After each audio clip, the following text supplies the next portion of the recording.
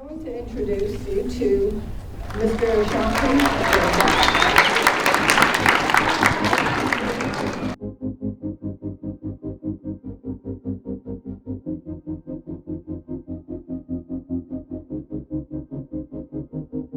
Man, that was dope. There's just nothing I could say above and beyond what you just gave us. I just felt hella like supported and echoed in people's comments. I was like, hell yeah, y'all. And it's actually making me be a better person and love myself even more. You moved us to change. I deal really poorly with stress. I have abandonment issues.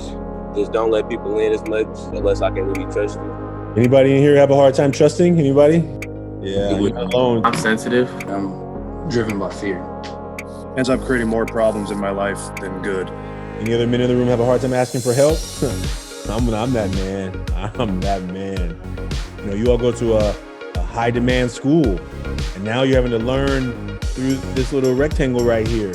Please welcome everyone, Mr. Ashanti Grant. What do you think we fear? You know what do you think the root behind the fear is? We're just scared to show that side of ourselves. As a student, I feel really stressed, and I have a lot of bottled up anger. What we hide only hurts us. So what I'm saying is we have evolved in so many ways, yet we haven't evolved in being able to listen better. If we surround ourselves with good people around us, then we should be able to open up to them. You shouldn't always judge people you meet on what they show or what they don't try to show. The problem with challenges is that we could easily say, well, my challenges aren't as big as theirs, so I don't have to worry about my problems. But our problems are relative to our own lives.